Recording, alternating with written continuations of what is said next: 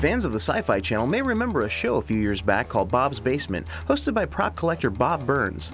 For the last 40 years, Bob's played different roles around Hollywood, ranging from actor and makeup artist to his current position as one of the premier movie prop and wardrobe archivists. We recently sat down with Bob at his home located just outside of Los Angeles to find out how he amassed such a large collection of priceless movie artifacts. Well, when I first started seeing films as a little teeny kid, I loved films, and I started loving the old horror movies. They scared me half to death, but I loved them. I'm looking at you like this. And I got my feel of thinking, this is cool. The old serials, movie serials, love the movie serials, you know. And then one day, my neighbor across the street, a guy gets out of the car, goes in, and it's Roy Barcroft, who's one of the classic old heavies of the Republic serials. Turned out that the gal that lived there, she was his secretary. I didn't even know this. And she said, oh, would you like to meet him? He's coming back over in an hour to pick a script up. And he invited me. It was the first movie set I was ever on as a kid, 1945. I was 10 years old. And it was the Purple Monster Stripes. He was getting ready to shoot the serial. And I went and spent a whole day with him over there. And then later on, I got to see the Destination Moon set in 1949, because I went to school with a kid whose dad was a gripper. That's what I mean. I was in the right place at the right time. And I saw that set of the Moon. I said, that's it. I've got to be in this business somewhere. I don't care if it's carrying stuff. I got to do it. And then I started experimenting with makeup and stuff. I wanted to do the Wolfman. My mom had a hair piece, a wig piece. I took that one day and tore it all apart, not asking her, of course. And took it and got some white glue. I didn't know what else to do. And I glued it to my face, got brown shoe polish and painted my face up, and I thought it was a cool looking werewolf. My mom didn't think so, however, when she saw what I did to her hairpiece. You know? Plus it took me like a week to get it off. I didn't realize white glue, once it sets up, really sets up. So that was my first venture into makeup, and then I just kind of worked at it from there. My first real venture into, quote, filmmaking, outside of making my own little movies, I made one called The Alien, which is not the alien we're all familiar with. It was a comedy thing of a guy that comes down from another planet, and he's a funny guy. And then I did one called The Monster, of course, which is based on like Ghost of Frankenstein or something. And I did that for a while. And then finally, I met, luckily, Paul Blaisdell. And Paul said, you know, I'm working on a little thing called Beast with a Million Eyes. I've got a little puppet I'm building. Would you guys like to come over and see it? And they lived up in Topanga. And that started a thing for the next, well, 6, 7 years that we went up there every single weekend to see him. I mean, he became my mentor, my best friend, everything. And anything I picked up in this business at all of doing this stuff, I picked up from Paul. And some of the films I actually worked on as an assistant to him, like helping put the suits on, repairing if they got torn. And so I did work on Conquer the World. I did work on Invasion of the Saucer Man. That was one of the bigger pictures I worked on, because I'm actually in the movie wearing one of the heads and all the close-ups and stuff. It was Paul and I with the heads.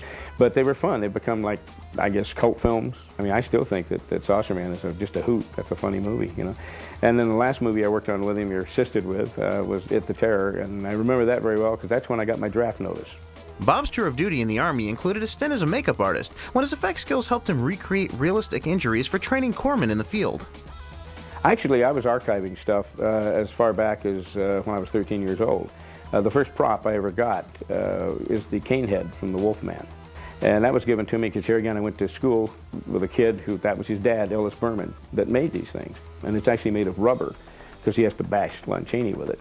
The Bermans now are pretty big in the makeup field, as you know. They're pretty big guys now. And one day I used to go over there after school every day and watch him build stuff. And I used to play with this cane head. Didn't have the cane on it, it was just the head, you know.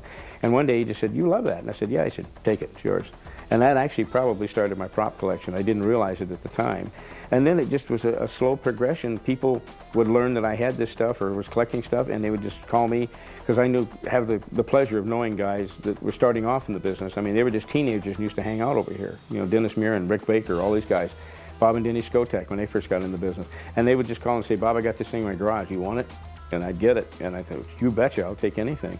And that's how the collection actually grew. Throughout the 70s and 80s, Bob became known for putting on Halloween shows at his San Fernando Valley home that were unparalleled. All these effects friends of mine like Tommy Sherman and Dennis Murin and Rick Baker and these guys said, gee, we'd like to help you on some of this stuff. We could probably have some fun with this. So we actually started doing, honest to goodness, real shows then. We started building sets and things like that. It was amazing. We finally got up to where, like when we did the Alien and the Creature show, probably around 4,000 people came by. We had to do them 2 nights, I mean, just to get all the people in. And you see 4,000 people lined up down the street, that's a lot of people, you know. But it was fun, it was really fun. And we enjoyed doing all this stuff. We had a great, great time. It's a camaraderie of all these people, because everybody leaves their egos outside. I mean, you got all these great guys all working together. And they all worked like a unit. It was just an amazing thing. And then finally, people just got too busy. I mean, like Dennis moved up north to do Star Wars stuff. A lot of the other guys, Mike Miner, Tom Sherman, started working on set, and we just finally kind of lost our main crew. Just everybody got so busy, and we just finally stopped them. One of the most memorable shows was in the early 80s when Bob and his friends convincingly recreated the set from the movie Aliens, with a little help from the studios. When the movie Alien opened, I loved the film, as everybody else did, I guess, and I decided to do a Halloween show. Well, I used to work at CBS in Hollywood, and one day some of the cast, some of the crew people from Alien came in for this morning show we had, called the Noon Show or something. And I thought, you know, it can't hurt just to ask these guys. So I just went over and said, I would love to do a thing on Alien for my Halloween stuff. I took him a copy of Starlog that had done things on my Halloween shows to show that I went to some nut. The nut, yes, but I mean, that was some guy off the street and I wanted to do something. I gave him that and I told him I'd love to do something from Alien. Well, they read that magazine, I guess, and they were very impressed by it. And they called me, actually, and says, yeah, we think it's a good idea. And it worked fine. And the guy says, oh, by the way, we have some props that were sent over from England here if you would like to borrow some from the movie. Of course, you know, after I picked myself off the floor and got my jaw, I said, oh yeah, I'd like to borrow some of those, of course. That'd be nice. We did the show. And it worked out beautifully. It was really a fun show. Everybody loved it. And I invited some of the bigwigs from Fox to come over and see it, knowing they would never show up. Well, they did. As they're walking down this big corridor, the one guy saying, man, we spent millions of dollars on our set and it doesn't look any better than this. That's why he just didn't have the right crew. I started calling to take stuff back, and the guy said, well, you said something about wanting to do a museum someday or something. It's way before we built on the museum. He said, well, we got a few more things over here if you'd be interested. And I said, well, yeah. All of a sudden, I see this big, giant truck pull up in front of my house. And it's a crane truck with a big crane on it. It came in, and I never saw such a big batch of stuff sitting on these trucks. One of them was the derelict ship from Alien. Now, that thing's like 12 feet across. That's a big model. They put it on a forklift, and they dropped it in my driveway and broke one of the arms off of it, one of the horseshoe-type arms. And we were going to fix it. Well, a little later is when Jim was going to do Aliens, Jim Cameron. And Bob and Annie Skotek were doing the effects, and they've been friends of mine forever. And suddenly Jim said, boy, it'd be great if we could have that derelict ship in the front of this, where the family actually goes in to that. And so we said, well, it's broken. We can fix that arm up, I'm sure. And the more he thought of it, he said, no, no, no, let's leave it that way. He said, well, I don't really want to build that set again or do it again, so we'll just have them, the Jordan family can go in here. And we'll use that break as like it's been terraformed now and there's lava flows, and we'll say that broke it at the time and let them go through there. And that's why we left it broken. So I loaned it back to them, and I've done that several times with films. If somebody needs it back for a certain thing, I'll loan it to them. And usually I end up being the winner because I get it back all fixed up. When Alec and Tom at ADI were going to do Alien 4, or Resurrection, they came to me because they had made the big full-size Queen, and I had the head to that. And it was cheaper to fix this head up and make it work again than it was to build a whole new thing. And in fact, they said if I didn't have my head, they probably wouldn't have been able to do the scene. And they really had to have that for the story, that I had to change the story. But they fixed it, they left the controls so I could actually make the mouth still move and the head turn a little bit. So I've done that quite a few times. I loaned also for Alien 3, I loaned the Sulaco back to them, and they used it, you know, in Alien 3 as well. That's kind of the deal I make with the studios in the first place. If they need it back for something, they always know where it is.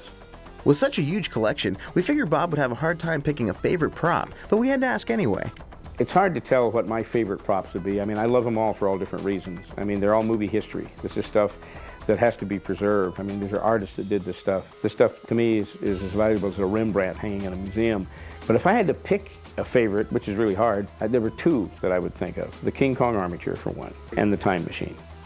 So how did Bob get a hold of these valuable props from such historic films? The King Kong armature, how I actually came by that was pretty interesting. A friend of mine, Phil Kellison, ended up with the armature. He worked on Jack the Giant Killer and some other films like that. And he let it go to a thing called Cars of the Stars out in Buena Park, and it was there for quite some time. And then that went belly up, and it kind of disappeared. And I kept on Phil about it, like, whatever happened to that Kong armature, you know? And he said, well, I don't know. The guy said he doesn't know where it is, and blah, blah, blah, and so forth. And I thought, oh, that's not right. There's something wrong with this. And I was helping Bill Malone one time. He bought the original Robbie the Robot from this guy. And we went out to a big warehouse to pick it up. And sitting on a shelf was King Kong when I walked in there. As simple as that. Is how that, I mean, just kind of fell into my lap, which is really something. It's great when you have good friends. And then the Time Machine was another really wild story. Kathy and I went to the auction. I borrowed $1,000. Well, when it got to $5,000, I left. I said, I said, let's get out of here. I don't even want to know what it's going for. It went between $8,000 and $10,000, what I heard. And I got a traveling show that had these props in it.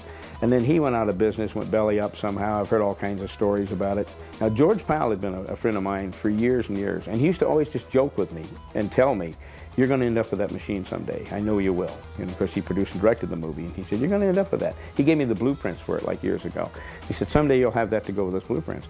And this friend of a friend, who I didn't even know, was in Orange, California, a few miles from here, and actually saw the dish in the back of the shop. So we were down there in a couple hours, and sure enough it was. Now the chair was gone, the original chair. The whole reason the guy got this, it was a barber chair that they built the machine around. And the reason they did it, because it had this sort of top on it. It looked like a pilot's chair, and that's why George wanted to do it, use the chair. But this guy had got the thing probably for just a few bucks, I'm sure, and sold the chair out of it to some chair collector, thinking it was a really great chair. So the chair was missing, and the pods were there but broken, stuff like that. The original control panel was not the original. That had been gone years ago, because the guys at Project Unlimited took that off and cut it in half, and they back projected all the dates and stuff going through it. And so I made a deal with the guy, and he actually got the thing. I got home, I called George that very night. I got home, and I said, you're not going to believe what's in my garage right now. And there was this great pause, and he said, don't ever doubt me. I told you you're going to get it. Of course you're going to get it. And then he laughed. He thought it was the greatest thing ever. But we restored it and put it all back together again. Dorothy Fontana was one of the people who helped put it back together, and sitting in my museum today. As you can see by the size of the time machine, Bob's got quite a few large props. So what was the hardest one to deal with? I think one of the props that we had the most problems with of just getting it in here was the Hunter killer tank from Terminator 2. That thing's half the size of a Volkswagen. And we had to actually completely take it apart. And that was no easy task, by the way, of taking that thing apart and bringing it here in sections and putting it back together again. That wasn't fun at all. But I mean, it's great now because it's in here and it's cool. But boy, it was a chore. Like 5 guys were working on that thing for a couple hours. Throughout the 80s and 90s, Bob's collection expanded to the point where he had to build a huge addition onto his home just to display it all. I probably have close to 1,000 items, I would imagine. I've never counted them, to be honest with you. I've got a lot of puppets. I've got a lot of masks and heads, a lot of spaceships, so many different things. Most of them are connected with the sci-fi horror genre. But then again, there's some other stuff that isn't, you know, that's completely different. That's quite a mask collection. For those of you who are currently buying latex and silicone masks off eBay for your own collection, Bob has this warning. Now, rubber does deteriorate. That's the problem with it. So some of my masks have actually bit the dust. I mean, that's just going to happen. I checked it one time along, seeing about getting like a vacuum bottle made for them. And the vacuum bottle to put a mask in is about $3,000. And that's just a little bit steep. And so I just try to keep the stuff as best I can.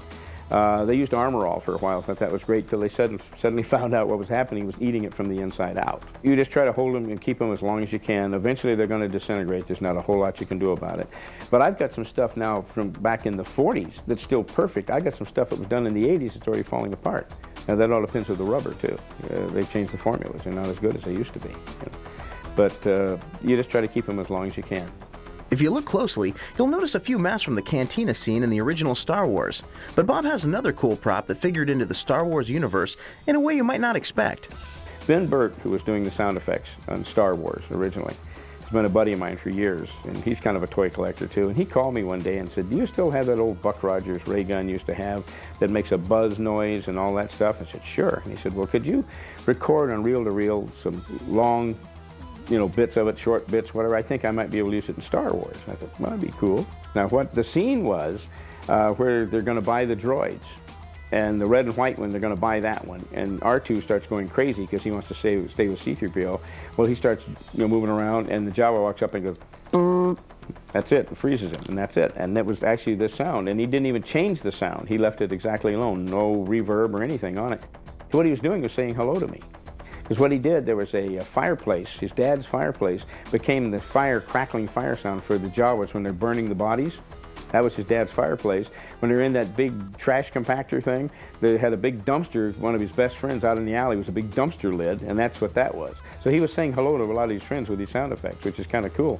And this sound effect actually survived the recut of the movie. I mean, I thought just being a buzzer, it would be cut out for sure, and Ben says, no, it's still there. We didn't cut it out. We did a lot of different things, but this is there. So next time you see Star Wars, there it is.